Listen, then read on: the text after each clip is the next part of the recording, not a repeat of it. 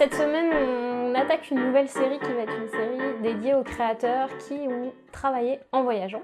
Et c'est le cas de Michael, qui est assez reconnu à Montréal pour son travail sur Portrait de Montréal. Il a réalisé de nombreuses expositions et il va nous parler de son travail.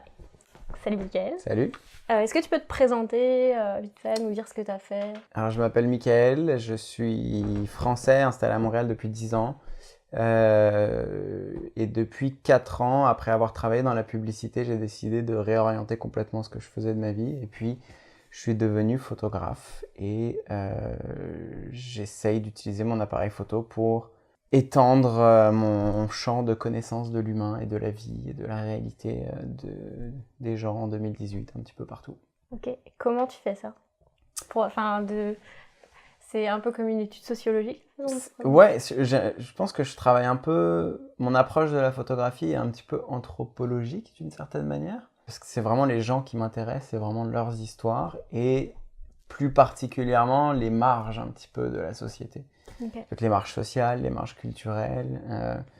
J'aime bien aller voir les gens qui vivent totalement différemment de la majorité. Okay. Du moule un peu dans lequel la majorité des gens vivent aujourd'hui. Et comment tu fais ça? Je me balade, je vais à leur rencontre, je suis curieux, j'ai toujours les yeux très ouverts quand je me promène et je fais toujours très attention à ce qui se passe autour de moi. Et puis quand je vois des choses qui attirent mon attention, plutôt que de passer à côté sans rien faire, je m'arrête et puis je prends le temps d'aller d'aller frapper à la porte, façon de parler, mais je veux dire d'essayer de faire connaissance avec les gens, quoi. Du coup, ouais, tu parlais d'aller rencontrer les gens. Est-ce que les gens sont plutôt répondent assez facilement Les gens sont de manière générale très ouverts, oui, parce que je pense que c'est un peu rafraîchissant d'avoir quelqu'un que tu n'as jamais vu, tu sais pas qui c'est, et qui au milieu de ta journée vient te poser des questions ou vient avoir un échange vraiment authentique. Donc là, par exemple, tu veux avoir quelqu'un, puis tu dis je veux faire ton portrait ou tu... Généralement, je demande d'abord si je peux photographier la personne. Ok. Souvent, c'est ça qui m'intéresse. Elle se fait les griffes. Elle sait qu'elle n'a pas le droit. Donc la première chose que je demande pour briser la glace, en fait, puis c'est un peu mon excuse pour aller parler à un inconnu, c'est de dire j'ai envie de faire une photo de toi parce que je vois une belle image, parce que j'ai envie de capturer cet instant-là. Et à partir du moment où la personne m'a donné la permission de prendre sa photo, la porte est ouverte. La connexion, elle est établie. Je suis plus juste un inconnu qui vient lui demander, qui vient lui poser des questions personnelles. Je suis un photographe qui vient de s'intéresser au moins à son apparence extérieure, et donc c'est pas choquant pour eux que je m'intéresse ensuite à ce qu'il y a à l'intérieur. Ok. Et est-ce que les gens te répondent souvent favorablement quand tu arrives pour demander à prendre? Ça dépend. Généralement, oui, mais ça dépend en fait de mon état d'esprit à moi. Je me rends compte que si je suis de bonne humeur et si j'ai vraiment une bonne énergie ce jour-là et que j'ai vraiment envie d'aller parler à tout le monde, il n'y a quasiment personne qui va me refuser. Si j'ai plus besoin de me forcer pour aller le faire, les gens le ressentent d'une certaine manière et c'est un peu plus difficile. La majorité continue de dire oui, mais j'ai plus souvent des gens qui refusent gentiment. Okay. Du coup, est-ce qu'on peut dire que tu es un photographe de rue? Oui, complètement. Ouais, c'est ça. Hein. Ouais. Ce serait plus le terme. Est-ce que tu as déjà fait du reportage aussi? Un petit peu, ouais. J'essaye d'en faire de plus en plus. En fait, je sais pas si on peut appeler ça du reportage, mais j'ai certains sujets, certaines personnes que j'ai rencontrées avec qui j'ai été beaucoup plus en profondeur ensuite, comme j'ai rencontré une fois donc à travers Portrait de Montréal. Donc, tout part d'une interaction spontanée dans la rue. Mais c'est un monsieur qui est des poètes, qui avait la sclérose en plaques depuis une 12aine d'années à l'époque. Okay.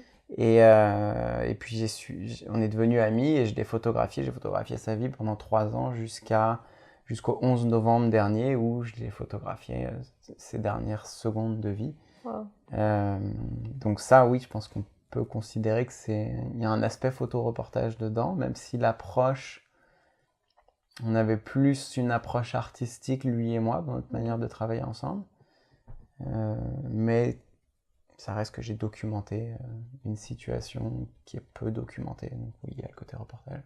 Okay. Du coup, tu vas en faire un livre? Vous avez J'aimerais bien en quelque faire un chose livre. ensemble? On a fait des expos ensemble, Okay. photographie et poésie. Okay.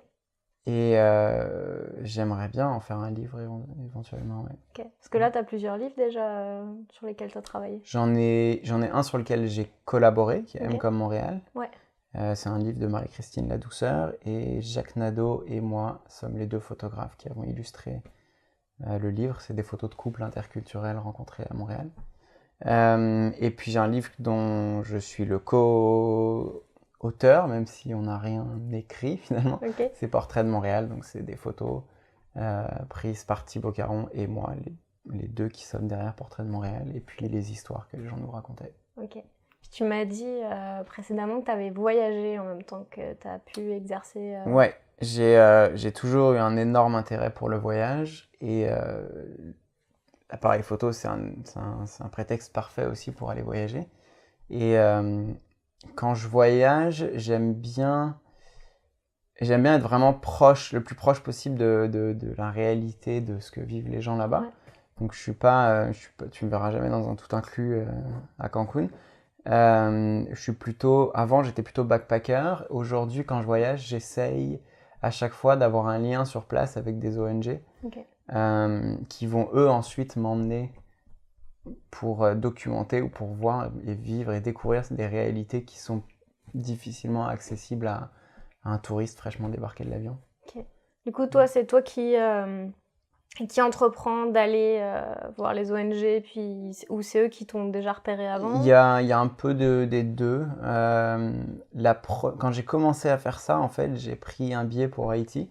Ok. Et puis ensuite, on a contacté différentes ONG. On a dit, on va être là. Je dis on parce que c'était Thibaut et moi. Ok. On va être là de telle date à telle date. On est 2 photographes, nos billets sont payés, on va être sur place. Est-ce que ça vous tente qu'on vienne travailler pour vous bénévolement? Tout ce qu'on leur demandait en échange, c'est qu'ils nous prennent en charge quand on est avec eux. Ok. Et donc on a commencé comme ça, on a travaillé avec 5 ONG lors du premier voyage en Haïti. Ok. Et puis avec certaines, on a développé ensuite des relations qui continuent aujourd'hui de durer.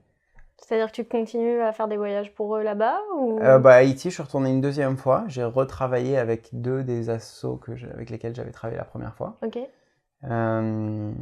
Et puis, plus récemment, le dernier en fait gros voyage que j'ai fait, c'était avec une association qui s'appelle Cyclo Nord-Sud. Ok. Eux, ils ont fait un appel sur leur page Facebook, appel à photographes. Ils recherchaient un photographe qui pourrait travailler bénévolement. Eux prendraient en charge tous les voyages. Et j'ai sauté sur l'occasion, j'ai envoyé un dossier tout de suite et Ok. j'ai eu la chance qu'ils m'aient sélectionné. Est-ce que tu peux expliquer un petit peu ce qu'ils font? Ouais, Cyclo Nord-Sud, c'est un organisme qui collecte des vélos usagés au Québec. Ok. Donc les vélos que les gens laissent traîner dans leur shed ou quelque part. Bref, les vélos non utilisés, mais qui sont encore soit réparables, soit en parfait état de marche. Ok. Ils collectent tous ces vélos-là et ensuite ils trouvent des partenaires, des ONG qui travaillent, qui œuvrent dans différents pays. Donc des ONG vraiment qui proviennent des pays en question. Ouais. Et ces ONG proposent des projets de ce qu'ils pourraient faire avec ces vélos. Ok.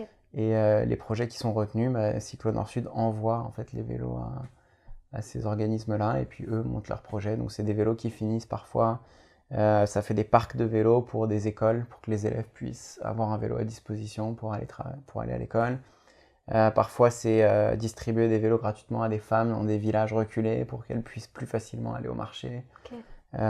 Vendre ce qu'elles produisent ou alors acheter tout simplement ce dont elles ont besoin pour leur famille.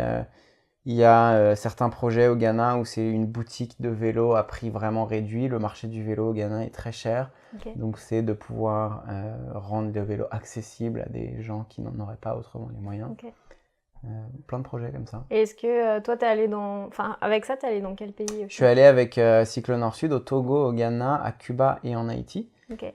C'est 4 des pays donc, avec lesquels ils travaillent pour... L'objectif, c'était vraiment d'aller rencontrer les gens qui avaient reçu les vélos-là. Et puis de pouvoir revenir ici et dire à tous les gens qui s'impliquent pour Cyclo Nord-Sud ou qui seraient potentiellement intéressés à leur donner un vélo, mais de comprendre où est-ce que ce vélo il peut se rendre et quel impact surtout il peut avoir sur la vie d'une personne à l'autre bout du monde.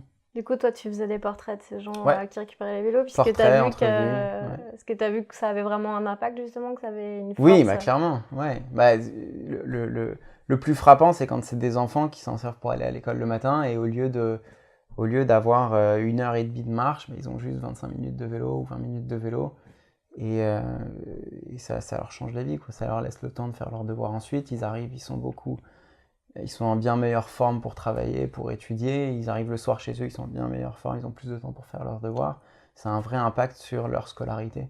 Puis est-ce que tu as un souvenir un peu particulier qui t'a marqué dans ce travail? Puis il y en a plein, mais la personne qui m'a le plus marqué, c'est un jeune garçon qui a 11 ans, si je dis pas de bêtises. Il s'appelle Alphonse Franz Derli, en Haïti. C'est à Thibaut, ouais, dans le village de Thibaut. Et c'était le président de l'école. Donc c'est un petit de 11 ans, tu vois, c'est une école où tu as des jeunes qui ont peut-être 4 ans les plus jeunes jusqu'à 15-16 ans juste avant le bac pour les plus vieux. Et le président avait 11 ans. Et le président a 11 ans, ouais. Et c'est un petit, il s'est même pas présenté, en fait, c'est tous les élèves qui ont dit, quand il est venu le temps de choisir qui serait le président de l'école, la majorité a dit, il faudrait que ce soit Alphonse, c'est lui qui est le plus présidentiable. Incroyable. Et son vélo, c'était super important pour lui parce qu'avant, il allait à pied à l'école et ses chaussures étaient toutes défoncées. Il avait des super belles chaussures en cuir, c'est vraiment chic, vraiment habillé. Et il me montrait, regarde, tu vois ici, tout ça c'est rapiécé parce qu'avant c'était complètement troué. Mais depuis que j'ai mon vélo, j'ai plus aucun problème avec mes chaussures. Et puis je travaille mieux à l'école, j'ai plus de temps pour faire mes devoirs. Enfin bref. Tu voyais l'impact. Ouais, et puis il était vraiment super fier en fait d'être bon élève et c'était super important pour lui de pouvoir se scolariser et de pouvoir se donner le plus de chances d'avoir une bonne éducation pour réussir plus tard et pouvoir changer son pays. Et en fait, ce qui m'a marqué, c'est un peu sa maturité. Il avait 11 ans et il m'a dit un peu comme ça, regarde, toi, tu viens d'où? Tu viens pas d'ici, tu viens pas de Haïti. Je pense qu'il a dû me dire, regarde, toi, t'es blanc, t'es pas d'ici. Et pourtant, t'aides mon pays. Pourquoi moi qui suis né ici, je peux pas aider mon pays? Mon but, c'est de pouvoir plus tard aider mon pays comme toi, t'es en train de le faire aujourd'hui. Et je sais pas, je trouvais ça fort pour un gamin de 11 ans. Avec tellement de... C'était tellement évident dans sa tête que genre, mais pourquoi on peut pas... pourquoi moi, je peux pas aider mon pays? Et c'était fort. Enfin, je sais pas. C'était une belle rencontre. C'est une belle... comment on appelle ça? Une belle vision des choses pour lui aussi. Est-ce que tu as eu des nouvelles après? J'ai des nouvelles particulières ensuite, pas de lui directement, mais il continue d'envoyer des vélos. Okay. Et tu travailles encore parfois pour eux en ce moment? Ouais, parfois. Écoute, j'espère qu'ils vont me permettre de les accompagner en Équateur parce qu'ils ont un nouveau projet là-bas. Cool. Et au Salvador et au Nicaragua aussi éventuellement où ils travaillent. Et tu fais ça quand tu pars comme ça, tu fais combien de temps de mission? Tu restes plusieurs semaines? C'était 1 semaine par pays. Ok. C'était assez rapide. Ouais. Ouais, donc c'est intense là. C'est intense, ouais. Donc c'est 1 semaine, mais tu débarques et t'es tout de suite dedans. Donc là, t'as ton appareil photo constamment avec toi tout et le temps ton dehors. dictaphone tout le temps dehors. Exactement. Enfin, t'as un dictaphone? J'ai un micro, un zoom. Ok. Une espèce d'enregistreur. Puis du coup, t'as ces deux objets-là, puis ça te quitte pas? T'as autre chose avec toi quand tu travailles? Non, c'est pas mal tout. T'as pas de laptop? Si, oui, bon, j'ai mon laptop, mais ouais. je veux dire, mon laptop, il reste à l'hôtel ou là où je suis. Donc là, t'arrives et puis tu vas voir les gens, tu parles avec eux. Comment ça... Au niveau de la langue, c'est facile aussi d'interagir? Je parle... Togo, Ghana, Togo, c'est francophone. Ouais. Quand on allait dans les villages un peu plus reculés, on avait les gens de l'organisme sur place qui récupèrent les vélos et font la distribution. Okay. Eux parlent très bien français. Et puis ils parlent aussi les différents dialectes qu'on peut retrouver dans les villages qu'on visitait, donc ils faisaient les interprètes. Okay. Surtout pour les adultes qui, dans ces parties un peu plus rurales, sont pas forcément, ont pas eu la chance de pouvoir aller à l'école, donc ils parlent pas forcément le français ou très très peu. Les enfants parlent le français, donc avec les enfants c'est plus direct, on n'a pas besoin d'un intermédiaire. Cuba, moi je parle un peu espagnol, donc je me débrouillais. Okay. Ghana, c'est en anglais, je parle très bien anglais. Et Haïti, c'est en français, j'essaye de baragouiner un peu en créole. Ah ouais, quand même. Ouais, un petit peu. Ah, c'est cool. Et on va passer à autre chose, mais pour des gens qui voudraient faire de la photographie, qui voudraient s'investir dans un peu comme tu le fais, c'est la question qui revient souvent, surtout de la bouche des parents. Comment tu vis de ça? Comment tu vas gagner ta vie? Ouais. Déjà, je pense que tu vis beaucoup plus que quelqu'un qui qui aurait sans jugement pour les personnes qui ont fait ce choix de carrière, mais je vis beaucoup plus personnellement depuis que je suis photographe que depuis que quand j'étais publicitaire dans une agence avec un boulot qui était franchement le fun, dans un cadre de travail super le fun, mais un 9 à 5 un peu classique. Je vis beaucoup plus aujourd'hui.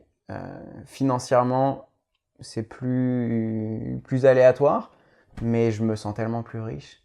Donc avant de se préoccuper de comment tu vas payer ton loyer, c'est une préoccupation à avoir, mais il faut surtout se dire, avant de se demander comment je vais payer mon loyer, il faut se demander à quel point j'ai envie de vivre et de profiter de ma vie et de chaque instant, en choisissant un métier qui est un métier de création comme ça et qui amène à sortir de sa zone de confort, à constamment sortir de chez soi, à constamment être en contact avec de nouvelles personnes.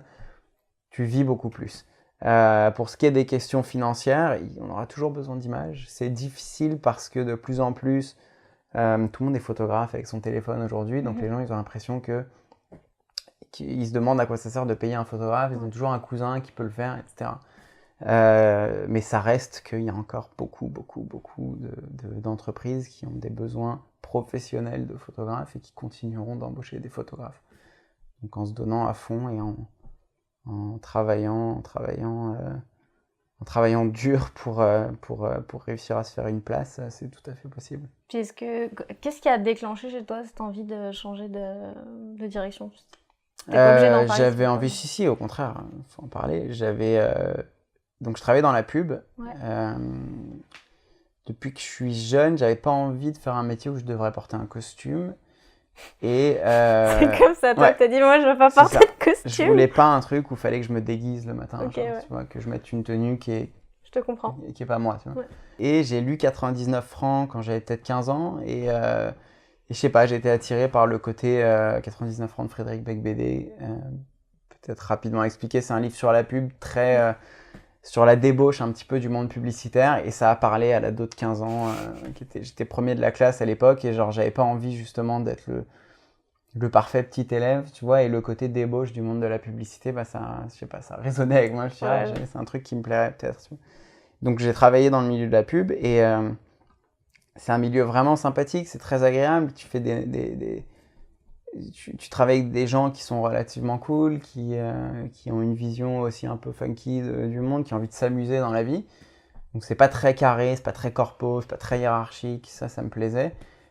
Mais ça reste que après 4 ans, je me suis rendu compte que la seule chose que je faisais, j'étais un pion déjà dans une très très grosse machine. Que je sois là ou que je sois pas là, ça ne sera rien changé pour personne.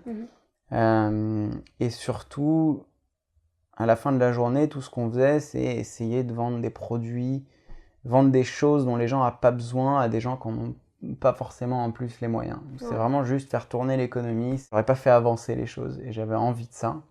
Donc j'ai démissionné. Je me suis donné 1 an pour essayer de trouver comment j'allais faire pour utiliser ma vie. T'as démissionné au moment où t'as pris conscience de ça et t'as pris 1 an ou ça m'a pris un peu de temps. Ou t'as préparé le terrain pour j'ai préparé le terrain. Ça faisait C'était pas un... Non, c'était pas du jour au lendemain. J'ai préparé le terrain.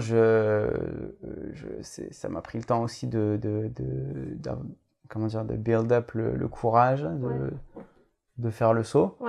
Et donc j'ai démissionné. Je m'étais donné à peu près financièrement, je pouvais tenir 1 an sans avoir à me soucier de comment j'allais gagner ma vie.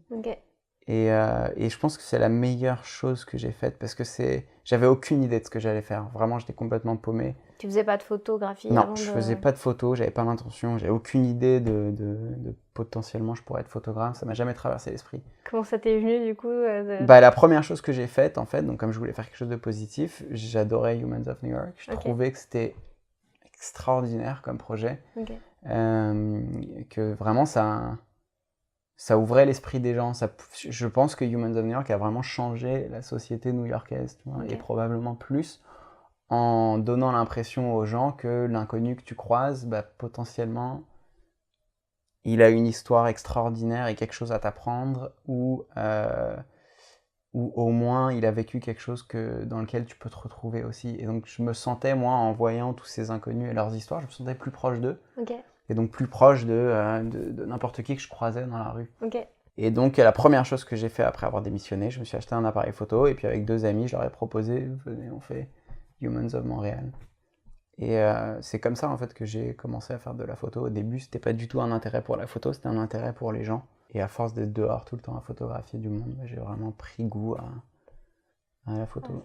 Et du coup, est-ce que le fait d'avoir fait ce projet, Portrait de Montréal, ça t'a permis de développer justement, d'obtenir des contrats, d'avoir des relations pour faire des expositions, des livres Beaucoup, peut-être 90% de ce que je fais aujourd'hui soit qui est rémunéré, soit qui a de la visibilité, ou enfin, mais quasiment tout ce que je fais aujourd'hui découle de Portrait de Montréal. Soit parce qu'il y a des clients qui nous demandent de reproduire un petit peu la sauce Portrait de Montréal pour présenter différentes choses. Donc, comme tu vois, hier, j'étais à la Place des Arts pour faire un portrait de Duke Ellington, qui est un immense fan de Prince et qui vient d'organiser donc une exposition commémorative de Prince.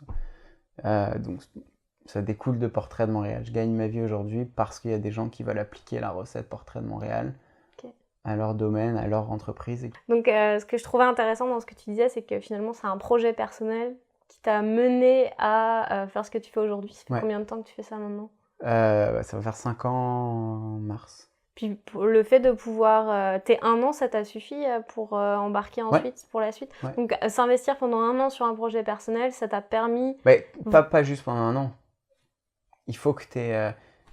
Enfin, ça a été ça ton continue, démarrage. mais t'as un appareil photo, ou t'as envie de faire la photo ou la vidéo, peu importe, bref.